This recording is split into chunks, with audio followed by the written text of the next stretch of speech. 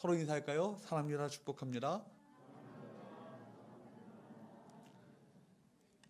오늘 말씀을 살펴보면서 오늘 본문의 마가복음 10장 13절부터 16절까지의 말씀을 뛰어넘었는데요.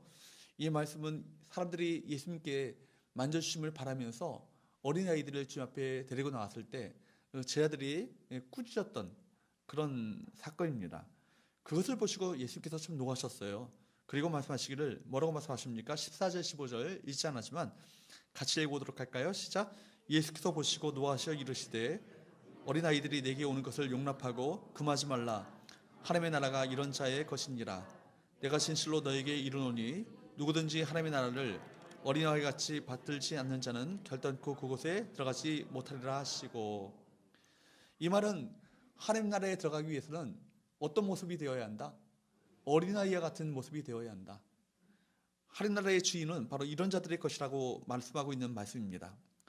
이런 자들의 것이 바로 하나님 나라는 이런 자들의 것이라고 말씀하셨는데, 이런 자들, 즉 어린아이의 모습은 어떤 모습이겠습니까? 15절에 우리 받들지 아니하면 이 말씀을 힌트로 얻을 수 있어요. 이 받들다, 데코마이라는 히라버 말인데요. 받들다라는 말은 받아들인다는 거예요. 받아들인다. 그러니까 여러분, 하나님 나라를 어린아이와 같이 받든다는 그 말은 전적으로 선물로 수용하는 태도 아니겠어요? 어린아이와 어른들의 그 차이가 있다면 무엇일까요? 어린아이들은 선물로 주면요, 그냥 기뻐하면서 좋아하면서 받습니다.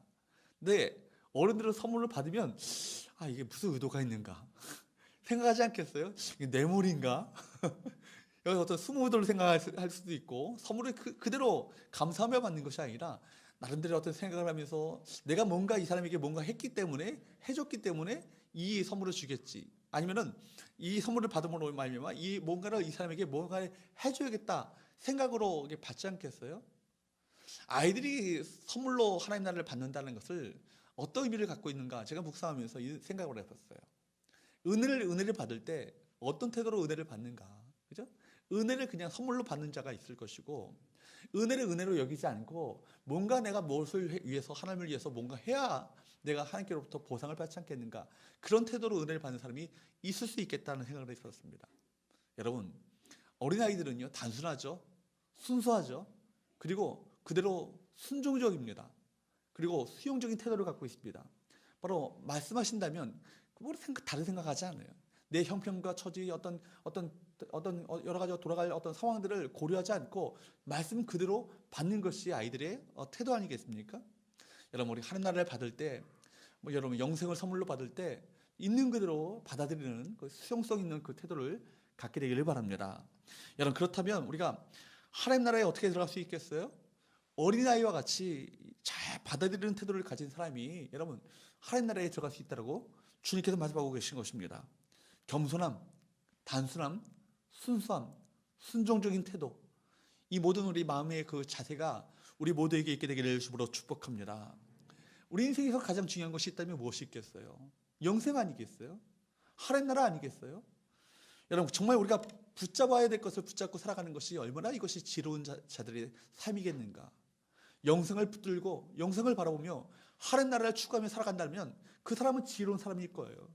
그러나 여러분, 진정으로 붙잡아야 될 것을 붙잡지 못하고 헛된 것에 여러분 붙들려 살아가고 있다면 그 사람이야말로 가장 어리석은 인생 아니겠습니까? 우리가 이것 아니면 안 될 것처럼 붙잡고 살아가는 것, 사실 그것에 의해서 붙들려 살아가고 있는 거예요. 여러분, 무엇에 의해서 붙들려 살아가고 계십니까? 여러분, 주님께로부터 주님의 손에 붙들려 살아가시는 저와 여러분 되시기를 축복합니다. 하나님의 은혜가 여러분 삶을 붙들어 주시기를 축복합니다. 여러분, 그러므로 우리가 인생에서 진정으로 붙잡고 또 붙들려 살아야 될 것은 있다면 하나님 나라와 영생이라는 거예요. 오늘 말씀을 통해서 세 가지 영적 교훈을 함께 나누기 원하는데요. 첫 번째, 따라할까요? 영생의 문제를 고민하라. 영생의 문제를 고민하라는 것입니다. 여러분, 오늘 본문에 보면 영생의 문제를 고민하면서 주님 앞에 달려나왔던 한 청년의 이야기가 본문 가운데 기록되어 있습니다. 여러분, 마태복음 19장 20절 말씀에 보면 그는 청년이었다라고 얘기하고 있고요. 같은 기사를 기록하였던 누가복음 18장 18절 말씀에 보면 그 청년을 가리켜서 관원이었다, 관리였다라고 말하고 있습니다. 그러니까 여러분, 오늘날과 같으면 고시에 패스해서 서기관 이상의 고위직을 가진 사람이었을 거예요. 머리가 뛰어난 사람이었을 것입니다. 젊은 날에 출세해서 여러분 고위 관직에 오른 사람입니다. 뿐만 아니라 그 사람은요, 부자였습니다. 부자는 아무나 되는 것이 아닌 것 같아요. 나름대로 노력하고 애쓰고 자기 생애를 지혜롭게 잘 관리하는 능력이 있어야 부자가 되지 않겠어요? 그리고 그 사람은요, 도덕적인 사람이에요. 20절 말씀에 보면 그는 어려서부터 계명을 철두철미하게 지켜왔던 사람입니다. 그런 선한 삶을 살기 위해서 노력했던 사람입니다.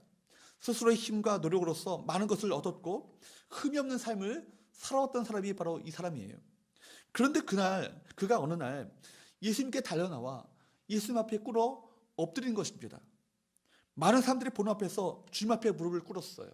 여러분, 골방도 아니고요, 길거리에서 주님 앞에 길을 가고 계시는데 주 앞에 달려나와 무릎을 꿇고 엎드린다는 것이 쉬운 일이겠어요? 세상에서 제일 어려운 일이 있다면 무엇이겠습니까? 겸손케 되는 것입니다.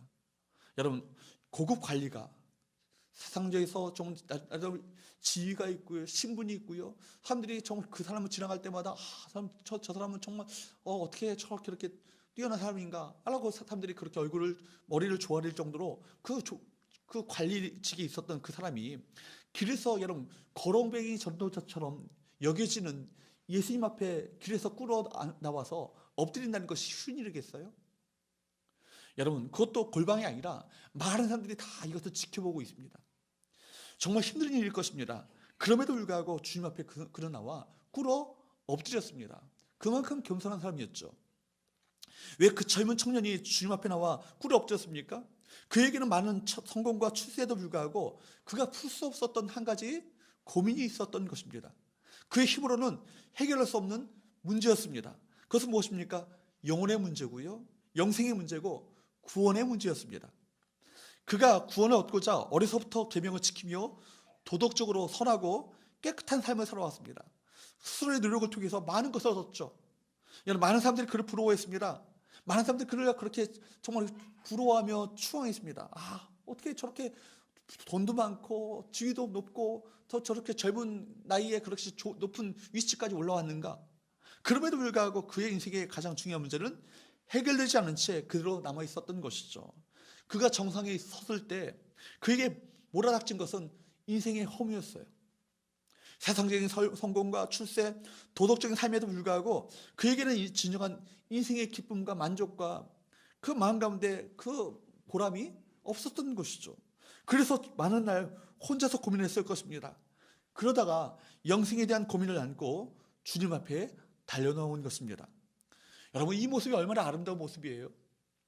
젊은 나이에 다른 사람 같으면 어떻게 하면 출세할 수 있을 것인가, 어떻게 하면 재산을 모을 수 있을 것인가, 어떻게 하면 영혼까지 끌어모아서 부동산을 살 수 있을 것인가. 그죠? 요즘 젊은이들이 어떤 그런 관심을 갖고 있잖아요. 그런데 여러분, 그는 벌써 그 영혼의 문제, 영혼의 가치를 지닌 문제를 가지고 고민하며 주님께 달려나왔습니다. 그는 진지했고 경건한 구도자의 자세를 가지고 있었습니다. 그리고 영생의 문제를 풀 수 있는 올바른 대상인 주님을 바로 찾아 주 앞에 달려나왔던 것이죠. 여러분, 그에게는 정말 영혼을 사랑하는 사모하는 그 마음이 있었습니다. 21절 상반절 말씀을 보니까 예수님의 반응은 어때요? 21절 상반절에 보면 뭐라고 합니까? 예수께서 그를 보시고 사랑하사. 여러분, 예수께서 그를 보시고 사랑하셨다라고 기록하고 있습니다. 주님은 그런 사람들을 사랑하십니다. 영원한 가치를 추구하는 사람들, 영생의 문제를 가지고 고민하는 사람들, 영원한 가치에 목말라하는 사람들, 내 영혼이 하나님 앞에 바로 설 수 있기를, 이 문제를 가지고 진지하게 고민을 갖고 있는 사람들을 오늘 찾고 계시고 그런 사람들을 사랑하신다는 거예요. 여러분에게는 어떤 목마름이 갖고 계십니까? 여러분 삶에서 힘과 능력과 노력만을 가지고는 해결할 수 없는 어떤 인생의 문제가 있습니까? 혼자 고민하고 갈등하는 문제가 없습니까? 그것 가지고 주님 앞에 나와 그분께 아뢰어야 합니다. 여러분의 가장 중요한 관심사는 무엇입니까? 먹고 마시고 시집가고 장가가고 자녀들 어떻게 교육시킬 것인가, 이것이 인생의 전부라면, 그것이 여러분 고민하고 있는 인생의 고민의 문제의 전부라면 그 사람은 참으로 불쌍한 사람일 거예요. 우리에게는 더욱 중요한 문제들, 더 영원한 가치를 지닌 문제들이 우리 가운데 있기 때문입니다. 주님은 영원한 것에 대한 목마름을 가진 사람들, 정말 영원한 것에 대한 갈증과 갈망을 가진 사람들을 찾고 계시고 그런 사람들을 사랑하십니다. 여러분, 영원한 가치를 지닌 것들을 붙잡으시길 바랍니다. 생명을 살리는 일, 주님의 뜻을 행하는 일, 보다 더 깊은 생명수 강물에 들어가 그 은혜를 경험하고 그리스도와 그분이 주시는 은혜들로 여러분의 심령을, 여러분의 마음을 충만케 채우는 그 일에 보다 많은 관심을 가질 수 있기를 바랍니다. 본문에 나오는 젊은 관원처럼 우리는 영원한 세계를 바라보며 영원한 가치와 영원한 생명을 갈망하며 주 앞에 나오는 사람이 되어야 될 줄로 믿습니다. 이런 사람들을 주께서 찾고 계시고 이런 사람들을 오늘도 주께서는 기뻐하고 계시고 그를 사랑하여 주십니다. 두 번째로 우리가 함께 나누기 원하는 두 번째 교훈은요, 따라할까요? 선한 행위로 영생을 얻는 것이 아니다. 선한 행위로 영생을 얻는 것이 아니라는 거예요. 오늘 본문에서 이 부자 청년이 영생에 대해 뭔가 오해하고 있는 것을 볼 수 있습니다. 이 부자 청년은 무엇을 가지고 오해하고 있었어요? 우선 이 청년이 예수님에게 어떤 질문을 던졌는가, 이것을 우리가 살펴보기 원합니다. 17절 말씀을 같이 읽어보도록 할까요? 17절 시작. 예수께서 길에 나가실 때 한 사람이 달려와서 꿇어앉아 묻자온데 선한 선생님이여 내가 무엇을 하여야 영생을 얻으리이까? 여기 보면은 이 청년이 뭐라고 물어요? 내가 무엇을 하여야 영생을 얻으리이까? 이 말을 잘 생각해 보세요. 그러니까 여러분, 영생을 얻기 위해서는요, 자기 자신이 무엇인가를 해야 한다는 전제를 갖고 있는 거예요. 여러분, 적어도 구원을 얻으려면 착하고 정말 많은 공로를 쌓아야지, 선한 일을 많이 해야지, 그렇게 생각하고 있었던 것입니다. 자신의 노력과 열심으로 선을 쌓고 영생을 얻을 수 있다고 여겼습니다. 그러나 그것은요, 착각이에요. 어떤 사람도 자신의 열심을 가지고 구원을 얻을 수 없습니다. 여러분, 율법을 열심히 지킨 사람들의 함정은 뭐예요? 율법을 열심히 지키다 보면요, 자기 의에 빠질 수 있는 위험이 있어요. 여러분, 내가 열심히 계명을 지키고 내가 열심히 충성하고 열심히 헌신하고 주의를 위해서, 주의 나라를 위해서, 주의 영광을 위해서 열심히 봉사하면 은연중에 찾아오는 사탄의 유혹은 뭐예요? 마음 가운데 교만한 마음을 줄 수 있다는 거예요. 그리고 자기 의에 만족하는 그 심령이 될 수 있다는 얘기입니다. 여러분, 그건 참 위험하죠. 열심은 자기 만족이 될 뿐이지 이것은요, 결코 하나님을 만족시킬 수 없습니다. 인간은요, 아무리 자기 의를 자랑해도요, 흠이 있습니다. 완벽할 수 없죠. 예레미야서에 보면 인간의 의는요, 여러분, 더러워진 옷과 같다라고 말하고 있습니다. 더러워진 옷이 뭐예요? 걸레죠, 걸레. 걸레는 빨아도 걸레예요. 그렇죠? 여러분, 바울도 회심하기 이전에는 자기 스스로 자기 자신에 대해서 어떤 자부심을 갖고 있었어요? 율법적으로는 내가 흥이 없다, 그렇게 자부심을 갖고 있었습니다. 그러나 그가 은혜를 만나고 복음을 직면하게 되어지고 그리스도를 만나게 되어지니까 자기가 이제는 자기 자신에 대해서 어떻게 생각하게 됩니까? 죄인 중에 괴수라고요. 여러분, 그런 심령으로 바뀌어지게 되는 거예요. 여러분, 겉은 어느 정도 깨끗하게 할 수 있습니다. 그러나 그 심령을 안을 보면요, 심각합니다. 자기 의에 대한 섣부른 만족은요, 위험합니다. 영생은 우리 힘으로 얻어낼 수 있는 것이 아니라 여러분, 하나님 편에서 일방적으로 베풀어 주시는 호의 아니겠어요? 여러분, 자기 힘을 의지하여서 신앙생활하는 사람들이 종종 있습니다. 열심히 교회 다니고 헌금하고 봉사하고 충성하는데 무엇이 문제예요? 주도권이 자기 자신에게 있는 거예요. 구원의 확신 가진 거 참 중요하죠. 인생의 어려운 시련을 닥칠 때 구원의 확신을 가지면요, 그래도 하나님은 나를 사랑하신다, 그 믿음을 가지고 여러분, 이 고난을 꿋꿋이 이겨나갈 수 있습니다. 그렇죠? 근데 여러분, 구원의 확신을 갖는 것도 좋은데, 근데 구원은요, 나의 확신의 유무와는 상관이 없어요. 구원은 나의 확신의 유무와는 상관이 없다는 거예요. 내가 열심히 신앙생활 할 때는 구원 확신이 들었다가도 열심히 식어지면 지옥 갈 것 같으면 여러분, 구원이 날마다 오락가락 할 것입니다. 여러분, 자신의 그 감정의 상태에 따라서, 내 열심에 따라서 나로부터 출발하는 이 열심은요, 결국 뭐예요? 한계를 만나게 되어 있는 거예요. 종교란 무엇입니까? 인간으로부터 시작하여서 출발하여서 인간으로 끝이 나는 것이 종교예요. 구원이 자신의 행동에 달려있기 때문에 불안할수록 그런 사람들은요, 열심을 더 내게 됩니다. 열심을 더 내지만 더 마음 가운데 또 더 불안한 마음이 찾아오게 되는 것이죠. 여러분, 그래서 여러분, 선한 선생님, 내가 무엇을 더 해야 내가 이제까지 계명도 열심히 지키고 하나님의 말씀을 철저하게 순종해 왔는데 내가 무엇을 더 해야 영생을 얻을 수 있겠습니까? 라고 묻고 있는 거 아니겠습니까? 이것 자체도요, 자신이 구원의 주도권을 가지고 있는 모양새인 것입니다. 이렇게 묻는 청년에게 이렇게 말씀하셨어요. 18절 말씀을 볼까요? 시작. 예수께서 이르시되 내가 어찌하여 나를 선하다 일컫느냐? 하나님 한 분 외에는 선한 이가 없느니라. 이 말씀은요, 예수님 자신이 선함이라는 것을 부인하신 말씀으로 오해해서는 안 돼요. 오히려 주님께서는 선한 행위를 통해서 영생을 얻겠다고 말하는 것이 이 청년의 생각이 얼마나 잘못되었는가, 이것을 지적하기 위해서 이 말씀을 하시고 계신 거예요. 마침 이 말씀은 이렇게 말씀하신 것 같습니다. 내가 선한 행위로 영생을 얻을 줄로 생각하느냐? 하나님 앞에서 누가 감히 선하다고 말하겠느냐? 내가 그 정도로 선하다고 자신하느냐? 아마 이 청년은 이런 질문을 하게 된 것은 어느 정도 도덕적인 그 자신감, 자부심이 마음 가운데 있었기 때문에 이런 질문을 하였을 거예요. 20절 말씀에 보면 예수께서 십계명을 언급하실 때 이렇게 말하잖아요. 선생님이요, 내가 어릴 때부터 그런 것은 다 지켰거든요. 다 철저하게 내가 지켰어요. 이렇게 말하고 있습니다. 이 청년은 적어도 하나님의 계명을 지키는 것에는 흠이 없다라고 그가 생각했던 것 같습니다. 그래서 예수님에게 무엇을 좀 더 해야, 내가 계명을 지키는 것 말고 무엇을 더 해야 영생을 얻을 수 있겠습니까? 라고 묻고 있는 것입니다.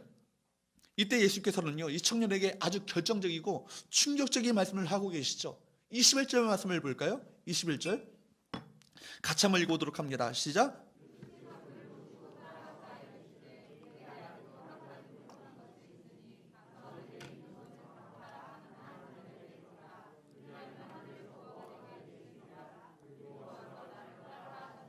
내게 오히려 한 가지 부족한 것이 있으니 가서 내게 있는 것을 다 팔아 가난한 자들에게 주라.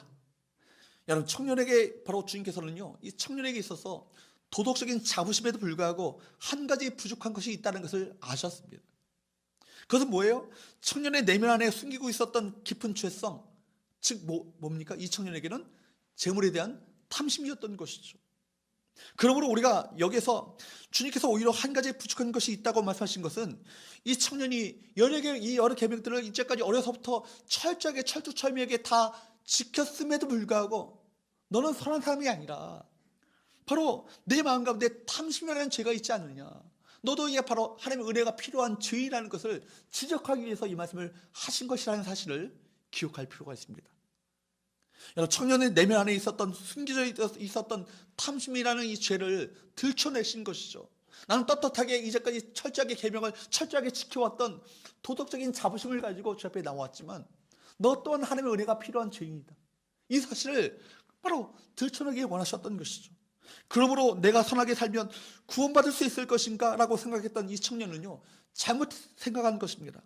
예수님께서는 이 청년의 내면에 숨겨져 있는 탐심을 들춰내심으로써 여전히 자신이 용서받아야 될 죄인이라는 사실을 가르쳐 주길 원하셨던 것입니다. 여러분, 사람이 사람을 구원할 수 있습니까? 없습니다. 사람은 다 죄인이고 성경이 말하기를 사람들은 다 그릇된 길로 갔다라고 성경은 그렇게 우리에게 폭로하고 있습니다. 여러분, 그러므로 누구만이 우리를 구원하실 수 있습니까? 하나님만이 우리를 구원하실 수 있습니다. 믿으십니까? 그래서 하나님께서는요, 인간을 구원하실 때 인간의 행함에, 인간의 선한 행위에 바로 이 구원의 근거를 두지 않으시고 구원을 어떻게 주셨어요? 우리의 선한 행실에 대한 보상으로 주신 것이 아니라 뭘로 주셨다고요? 선물로 주셨다. 이거 기독교 용어로 뭐라고 말하죠? 은혜라고요. 은혜라고. 당연히 여러분 구원받는 것 같은데, 그죠? 내가 어릴 때부터 부모님이 믿었으니까 당연히 구원받은 것 같은데, 또 내가 주를 위해서 이렇게 충성하고 헌신하고 봉사해서 구원받은 것 같은데, 그가 아니라 이게 뭐예요? 전적인 여러분들이 바로 하나님을 믿게 된 것 자체도 뭐예요? 여러분, 은혜예요. 은혜. 그죠? 여러분, 그러므로 하나님께서 인간을 구원하실 때 인간의 행함에 근거를 두지 않으시고 하나님께서는 구원을, 영원한 생명을 사람들에게 선물로 우리에게 주신 줄로 믿습니다. 구원은 선물인 것입니다. 그러므로 에베소서 2장 8절 9절 말씀은 뭐라고 말씀하세요? 같이 읽어보도록 할까요? 시작. 너희는 그 은혜에 의하여 믿음으로 말미암아 구원을 받았으니 이것은 너희에게서 난 것이 아니요 하나님의 선물이라. 행위에서 난 것이 아니니 이는 누구든지 자랑하지 못하게 함이라. 너희에게서 난 것이 아니라는 얘기가 뭐예요? 너희가 잘나서 너희가 선한 행실을 따라서 주를 위해서 충성하고 봉사하고 헌신해서 구원받은 것이 아니라 뭐예요? 하나님의 뭐라고요? 선물이라. 행해서 난 것이 아니기 때문에 누구도 이걸 가지고 너희들이 뭐 자랑을 할 수 있는 것이 아니라는 거예요. 이 은 앞에서 우리가 할 수 있는 일이란 반응이란 뭐예요? 겸손할 뿐인 것이죠. 그저 이 은 앞에 감격의 눈물을 흘릴 뿐입니다. 감사의 눈물을 흘릴 뿐인 거예요. 여러분, 우리 은혜라는 찬양, 제가 서두에 제가 언급한 적이 있는데, 당연한 줄 알았는데 모든 것이 은혜였어. 그 찬양이 얼마나 모든 것이 당연한 줄 여겨왔던 것들이 이것이 하나하나가 얼마나 은혜인지를 깨닫게 되는 것. 그 사람이 정말 주님을 만난 사람이에요. 여러분, 하나님께서는요, 조건도 없고요, 자격도 없고요, 정말 하나님의 진노와 저주를 받아 마땅한 우리들을 위해서 당신의 가장 소중한 독생자, 생명같이 좀 목숨처럼 소중한 그 독생자를 십자가에 처절하게 내어주시면서까지, 그죠?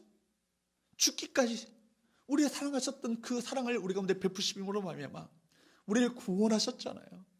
이 엄청난 값비싼 선물 아니겠습니까? 은혜 아니겠습니까? 이게 복음이에요. 이게 기독교인 것입니다. 그래서 로마서 6장 23절 말씀을 보면 이렇게 우리에게 말씀하고 있어요. 로마서 6장 23절 말씀을 볼까요? 시작. 죄의 삭은 사망이요 하나님의 은사는 그리스도 예수 우리 주 안에 있는 영생이니라. 죄의 삭은 사망이고요, 하나님의 은사, 하나님의 은혜의 선물은 뭐라고 그래요? 그리스도 예수 우리 주 안에 있는 영생이라고요. 이 두 가지가 대조를 이루죠. 죄의 삭은 사망이라고요. 그 다음에 사실은 히라바 원문에 보면 그러나라는 접속사가 있어요. 그러나라는 얘기는 대조를 이루고 있는 거 아니겠습니까?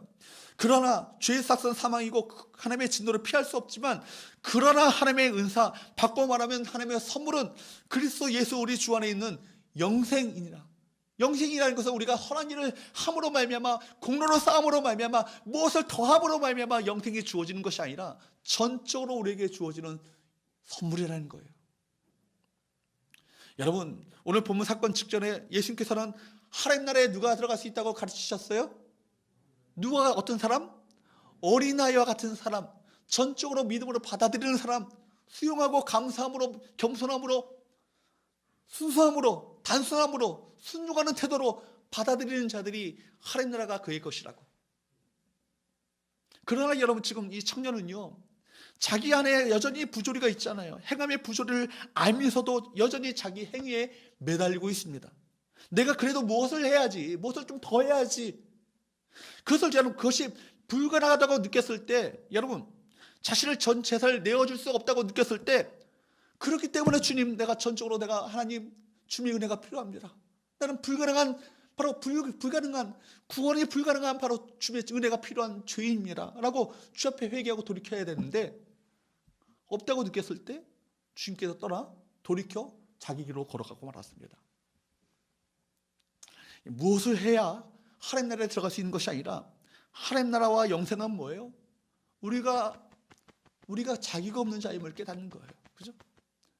우리가 바로 하나님의 은혜를, 하나님의 구원을 받을 수 있는 자격 있는 자가 아니라 자격 없는 죄인인 것을 깨닫고, 죄인이기에 하나님의 은혜가 필요한 것을 철저하게 느끼며 고백하며 주 앞에 나오는 자, 그런 자들이 바로 하나님의 은혜를 받을 수 있지 않겠어요? 하나님의 영생을 받을 수 있지 않겠어요? 하나님 나라가 그에게 주어지지 않겠습니까? 하나님 나라의 영생은 우리가 죄인임을 깨닫고 받아들여야 할 하나님의 은혜이며 하나님의 선물임을 여러분 기억하시기를 주님으로 축복합니다. 그러므로 여러분, 선한 행위가 아니에요. 무엇으로 가는 나라? 믿음으로 가는 나라. 어릴 때 우리가 많이 불렀던, 주일학교 때 많이 불렀던 노래가 있잖아요. 그죠? 돈으로도 못 가요. 하나님 나라. 여러분, 은혜로 가는 것입니다. 믿음으로 말미암아 은혜로 우리 전적으로 주어지는 그 은혜임을 바로 깨닫고 겸손히 주 앞에 나가는 저와 여러분 되시기를 축복합니다. 세 번째, 마지막으로, 그렇기 때문에 우리 인생 가운데 우리 무엇이 필요하겠는가? 따라합시다. 우선순위를 재정립하라. 여러분, 성경이 말씀하고 있는 한 가지 중요한 사실이 있어요. 더 중요한 사실이 있는데 21절 말씀을 다시 한번 봅니다. 읽어보도록 할까요? 시작. 예수께서 그를 보시고 사랑하사 이르시되 내게 아직도 한 가지 부족한 것이 있으니 가서 내게 있는 것을 다 팔아 가난한 자들에게 주라. 그리하면 하늘에서 보화가 내게 있으리라. 그리고 와서 나를 따르라 하시니, 이 말씀의 의미를 좀 우리가 비약해서 단순히 구원 얻기 위해서는 전 재산을 팔아야 한다, 그런 얘기가 아니에요. 여러분 잘 보시기 바랍니다. 예수께서 이 청년에게 한 가지 부족한 것이 있다고 말씀하시고서는 영생을 얻기 위해 가서 내 있는 것을 다 팔아 가난한 자들에게 주라 말씀하셨어요. 여기 주님 말씀을 분명하죠. 재산을 자신의 수중에 움켜쥔 채로는 영생을 얻을 수 없다라는 거예요. 땅에 있는 것을 쥐고 있으면서는 동시에 하늘의 것을 얻을 수 없다는 얘기 아니겠어요? 그래서 주님께서 말씀하시기를 하나님과 재물을 겸하여 섬길 수 없다라고요. 이 재물이라고 하는 이 재물 자체가 여러분 만몬이에요. 만몬이라는 말 자체가 뭡니까? 여러분 만몬신이에요. 만몬신, 재물신을 가리키는 거예요. 그러니까 우리가 하나님과 겸하여서 하나님 위치에 우리가 재물에 대한 탐심을 가지고 재물을 하나님처럼 우리가 섬기고 있다면 그 사람은요 하나님과 동시에 재물 우상을 섬기고 있는 거 아니겠습니까?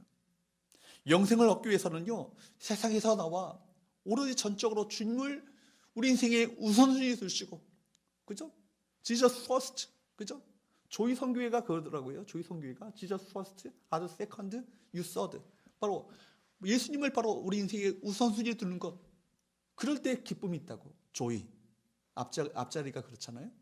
여러분 우리 인생 가운데 진정으로 우선순위를 주님께 두고 살아가는 것, 바로 주님을 바로 인생의 구원자로 만나시고 주님의 인생이 내 인생의 목표가 되시고 전부가 되시는 그 삶으로 나아가게 될 때 그 사람은 바로 하나님 나라가 그에게 임하게 되는 것이죠. 하나님의 통치, 하나님의 다스림을 받게 되는 것 아니겠습니까? 예수님이 이 말씀을 들었던 이 청년의 반응은 어떠했습니까? 22절 말씀을 볼까요? 시작. 그 사람은 재물이 많은 거로 이 말씀으로 인하여 슬픈 기색을 띠고 근심하며 가니라. 저는 안타까운 것이요, 이때 주님 저는 그렇게 제 힘으로 제 능력으로 할 수 없는 죄인입니다 라고 고백했더라면 어쩌을까 생각을 해봐요. 이 청년은 지금 영생을 얻고 싶다고 말하면서도 사실은 영생보다 무엇을 더 사랑했어요? 재물을 더 사랑한 사람이에요. 예수님을 찾아와서 선한 선생님이라고 말했지만 사실 예수님보다 재물을 더 귀하게 생각했습니다. 그렇기 때문에 내게 있는 것을 다 팔아 가난한 자들에게 주라, 이 말씀을 도저히 따를 수 없었던 것이죠. 그는 하나님보다 자기 소유물을 더 사랑하고 있었던 것입니다. 여러분 천국에 들어가고 싶었지만 땅의 것에 대한 집착을 완전히 떨쳐버릴 수 없었던 것입니다. 영생과 구원을 얻는 것보다 현재 자기가 갖고 있는 것으로 부유하고 안전하게 살아가는 것이 그에게 더 소중하고 중요한 일이었습니다. 영생과 구원을 얻는 것보다 그만큼 여러분 그 인생이 바로 재물이 바로 하나님과 맞먹는 위치 가운데 있었던 것이죠. 땅의 것을 붙잡고 살아가는 것처럼 보이지만 실상은 땅의 것에 붙잡혀 살아가고 있었던 것이죠. 우리가 붙잡고 살아가는 것, 사실은요 그것에 우리가 붙잡혀 살아가고 있어요. 우리가 붙들고 살아가는 것처럼 보이지만, 그거 없으면 안 되는 것처럼 붙들고 살아가는 것처럼 보이지만 사실은 그것이 우리를 붙들고 살아가고 있는 거예요. 그래서 우리가 주님의 말씀을 듣고 그는 쇼크를 받았지만 재물에 대한 애착을 버리지 못하고 슬픈 얼굴을 한 채 고개를 떨군 채 그 자리를 떠났던 것입니다. 여러분 아브람, 그가 부자였잖아요. 하나님께서는 아브람에게 전 재산을 내어놓으라 말씀하지 않으셨어요. 여러분 아브람 부자였습니다. 다윗도 여러분 역사상 최대 부자 아니에요? 아직까지 다윗을 능가하는 부자는 없습니다. 어떤 왕국에도 어떤 사업가에서도 찾아볼 수 없는 그 부귀와 영광이 그에게 있었던 사람이 다윗이었습니다. 그렇지만 하나님께서 다윗에게 내 모든 재물을 나에게 가져오라 말씀하지 않으셨어요. 삭개오에게도 주께서 먼저 그에게 재물을 내놓으라고 말씀하지 않고 자기가 자기의 재물의 일부를 주 앞에 드리겠다고 먼저 자원하지 않습니까? 이삭도 부자였고요, 하나님께서도 부 자체에 대해서 요구한 적이 없으세요. 부자였던 아브람, 그에게 재물을 내놓으라 말씀하셨다면 당장 내놨을 거예요. 그만큼 그는 그런 믿음을 갖고 있었던 사람입니다. 그런데 여러분, 아브라함에게는요, 자기에게 내놓을 수 없는 한 가지가 있었어요. 무엇이었죠? 자식이었죠. 100세에 낳은 아들 좋아가지고 어쩔 줄 모르고 그게 인생의 낙이고 전부고 내 인생에 살아갈 이유가 되었던 그 이삭 때문에 날마다 즐거워하고 있었던 이 아브라함의 마음을 주께서 깊은 마음을 보셨어요. 그리고 여러분, 모든 시선이 이삭을 향해 머물러 있는 아브라함을 보시면서 말씀하시기를 뭐라 말씀하세요? 아브라함아, 내 소중한 것, 내 지시한 땅으로 가서 내 사랑하는 독자 이삭을 내게 바쳐라 말씀하시잖아요. 깊이 고민했죠. 그렇지만 그가 진정으로 붙잡아야 될 것이 과연 무엇인지를 알았던 거예요. 자식 대신에 하나님을 붙잡게 됩니다. 그랬을 때 여러분, 이삭도 살고 아브라함도 살지 않나요? 여러분, 하나님께서 마찬가지예요. 이 부자 청년에게 내 재산, 내 소중한 것, 그거 다 팔아 가난한 사람에게 나눠주라. 이것이 하늘의 보화를 쌓는 길이다. 내가 영생을 참으로 추구한다면, 내가 그것을 갖기 원한다면 너는 내 마음속에 있는 그 집착을, 그 탐심을 내려놓고 그리고 와서 나를 따라오라. 지금 명령하고 계십니다. 사랑하는 여러분, 누구에게나 이게 부족한 것이 한 가지가 있잖아요. 누구에게나 아킬레스건이 하나 있습니다. 여러분, 참 중요하고 귀한 것이 그에게 참 많았는데 한 가지 부족한 것이 그에게 있었습니다. 이 젊은 청년을 주께서 사랑하셨지만 그 마음속에 있는 선한 의지도 잘 아셨지만 그 마음속에 그러나 하나님을 대신하여서 그가 붙잡고 있었던 욕심, 웅크리고 있었던 욕심, 다른 것은 다 내놓아도 하나님 이것만은 안 되겠습니다. 이것만은 내놓지 못하겠습니다. 라고 했던, 다른 것은 다 드린다 할지라도 이것만은 제 것입니다.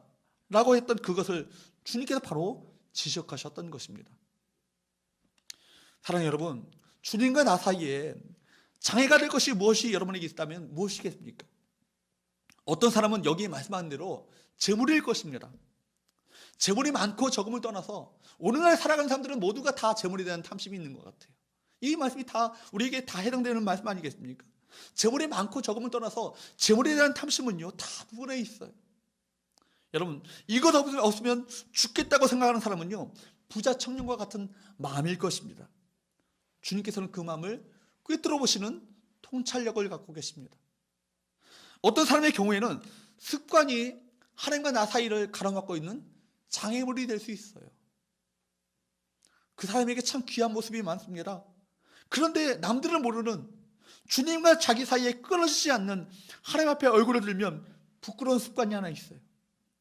그 한 가지, 그것만 내 마음속에 있으면 아무것도 생각나 버리지 않는, 그래서 어떤 경우에 하나님마저도 통제하고 싶은 이런 것들이 우리 속에 얼마든지 있을 수 있다는 얘기입니다. 여러분에게 한 가지 부족한 것이 있다면 무엇이겠어요? 주님께서 그것을 내어놓으라 말씀하고 계시지 않습니까? 한 가지 부족한 것이 있다. 그렇게 말했더니 이 청년은 재물이 많은 거로 이 말씀으로 인하여 슬픈 기색을 하고 주님을 떠나갔다고 성경은 이야기하고 있습니다. 그 성공한 청년에게 귀한 만남이고 그에게 귀한 기회 아닙니까? 이 땅에 오신 예수님을, 그분을 직접 만날 수 있었고 그분께서 마을을 지나가신다는 소식을 묵과하지 않고 많은 사람들 보는 앞에 뛰어나가 무릎을 꿇고 가장 소중한 그 영생을 달라고 손을 내밀었던 청년입니다. 얼마나 아름답고 멋진 모습입니까? 그러나 결론은 뭐예요? 재물이 많은 고로 그 말씀으로 인하여 근심하며 슬픈 기색을 띠고 주님을 떠나갔다. 비참한 결말이죠. 이 젊은 청년은 영생에 대한 갈망도 있었고 변화의 기회를 붙잡을 줄 알았습니다. 그렇지만 그는 가장 좋은 것을 누리지 못한 채 슬퍼하며 우리 주님을 떠나갔어요. 영생이 그 손에 안겨질 찰나에 자기 손에 꽉 쥐고 있었던 다른 것 때문에 받지 못했던 것입니다. 그것의 소중성을 알았기 때문에 근심하며 슬픈 기색을 띠고 주님을 떠나갔던 거예요. 여러분 원숭이 사냥 어떻게 하는지 아세요? 인도네시아 세베레스 섬 그 소년들이 원숭이를 사로잡는 방법이 독특하다잖아요. 그 지방에는 길고 단단한 호박이 잘 자라나는데 그 섬 아이들이 그 소박을 작을 때 허리를 꽁꽁 묶어가지고 묶어둔답니다. 그러니까 호박 한쪽은 자라지 못하고 다른 쪽이 커지고 끈으로 묶어진 곳은 길쭉하니 자라지 못하고 굳어버린답니다. 나중에 그 호박이 단단해지면 그 속을 파서 속을 긁어 다 파냅니다. 그러면 목이 좁은 유리병처럼 되게 되는 것이죠. 이렇게 만든 호박을요, 큰 나무 기둥에다가 꽁꽁 묶어놓고는 그 속에다가 쌀이나 콩을 넣어둔다고 그래요. 구멍에다가. 그 쌀을 좋아하는, 그 쌀이나 콩을 좋아하는 원숭이들은 쌀 냄새를 맡고 호박 근처로 모이게 되죠. 그 중에 한 놈이 잘 살펴보고 호박 손으로 손을 넣어가지고 쌀을 한 줌 움켜쥐게 됩니다. 손이 들어갈 때는 빈손이라 잘 들어갔는데 움켜진 손이 나올 수 있겠어요? 나올 수 없죠. 그러니까 절대 움켜진 손은요, 안 빠지게 되어 있어요. 원숭이가 손에 움켜진 쌀을 놓으면요, 손이 빠져나올 텐데 습성상 한 번 움켜진 손은요, 절대로 놓지는 않는다는 거예요. 원숭이가 안간힘을 쓰는 동안에 그 섬 아이들은 대나무로 엮어서 만든 통을 가지고 와가지고 원숭이를 그 속에 잡아 넣는다고 합니다. 그리고 원숭이를 사로잡는다는 거예요. 근데 흥미로운 것은요, 통 속에 들어가도 움켜진 손을요, 그 쌀을 움켜진 손을 절대로 놓지 않는다는 거예요. 이런 모습을 통해서 우리 모습을 보게 되는 것입니다. 우리가 이 시간 예배드리러 왔습니다. 누구를 만나러 왔습니까? 예수님 만나러 왔고 하나님 만나러 왔습니다. 여러분이 선함을 갈망하는 마음이 있어요. 하나님 나라를 삼하는 마음이 있기 때문에 이 자리에 나온 거 아니겠습니까? 그러나 여러분, 이 예배를 끝나고 가면서 근심하며 떠나는 사람들이 있을 거예요. 이 문제는 정말 하나님과 주님과 나 사이에 정말 해결할 문제인데 근심하며 이 자리를 떠나는 사람이 있을 것입니다. 어떤 사람은 주님께서 지금 내 마음속에 명령하신 이 명령 앞에, 이 말씀 앞에 내가 순종하겠습니다. 내가 이것을 끊겠습니다. 이 습관 버리겠습니다. 주님 사이에 나 사이에 늘 문제가 되어서 주님 마음 아프게 하고 주님 앞에 설 때마다 나를 부끄럽게 만들었던 이것 내가 내려놓고 전적으로 주님 앞에 순종하며 따라가겠습니다. 라고 이런 결단을 내리는 분도 계실 것입니다. 또 어떤 분은 그런데 어떻게 그렇게 다 할 수 있어? 하나님과 나 사이에 중요한 거 그거 있는데 그거 버리라는 거 참 좋은 말이지만 어떻게 그렇게 살 수 있어? 라고 그렇게만 여기고 아무런 생각 없이 집으로 돌아가신 분도 계실 것입니다. 어떤 모습으로 이 예배 장소를 떠나기 원하십니까? 여러분, 우리가 신앙생활하면서 참 좋은 것들 많이 가질 수 있어요. 근데 어떤 경우에는요, 그 한 가지 부족한 것 때문에 전체가 부족해질 수 있다는 것이에요. 특별히 하나님께서 주시는 그 영광의 축복을 놓쳐버릴 수 있다는 것입니다. 그것들 주님 앞에 과감히 정리하십시오. 이 청년은 이 말씀으로 인하여 근심하며 슬픈 기색을 띠고 주님을 떠나갔다고 성경은 말씀하고 있습니다. 근데 어떤 사람은요, 이 말씀으로 인하여 크게 기뻐한 사람이 있어요. 친첸도르프 백작 같은 사람은요, 여러분, 백작의 지위를 버리고 모라비안 청년들과 함께 하나님 앞에 생애를 헌신해서 유럽에서 새로운 복음운동을 시작했던 사람 아닙니까? 그 사람에게서 요한 웨슬레, 존 웨슬리가 나왔지 않아요? 우리가 마지막 날 주님 앞에 섰을 때 누가 진정으로 지혜로운 인생을 살아왔는지가 결판 날 거예요. 그죠? 정말 붙들어야 될 것을 붙잡고 살아왔는가? 아니면 붙들지 말아야 될 것을 그것을 붙들어야 될 것처럼 내가 여기고 한평생을 어리석게 살아왔는가? 여러분, 붙들어야 될 것을 붙잡고 살아왔는가? 헛된 것을 붙들고 살아왔는가? 그것이 하나님 앞에 극명하게 드러나지 않겠어요? 부자 청년의 모습을 통해서 우리 모습을 투영해 보십시오. 주님께서 우리에게 요구하실 것이 있다면 무엇이겠습니까? 하나님과 주님과 나 사이에 가로막고 있는 한 가지가 있다면 과연 그것이 무엇이겠습니까? 우선순위가 뒤바뀌어 버린 것이 있다면 그것이 무엇이겠습니까? 다시금 하나님을 우선순위로 정하시고, 여러분, 버려야 될 습관이 있다면 과감히 버리시고, 내가 정말 붙들어야 될 것을 붙잡지 못하고 붙들려 살아가고 있다면 여러분, 이 시간에 그거 해결하기를 원하십니다. 여러분, 주 앞에 내려놓으시고 우선순위를 재조정하시고 주 앞에 겸손히 주 앞에 나오시는 저와 여러분 되시기를 주로 축복합니다. 그럴 때 주님께서는 참으로 내게 주실 것을 예비하시고 나를 사랑하시면서 내게 진정한 것, 참으로 값진 것, 정말 복된 것, 귀한 것, 진정으로 본질적인 것을 우리 모두에게 허락하여 주실 것입니다. 그것이 바로 영생이요 하나님 나라일 것입니다. 기도하겠습니다.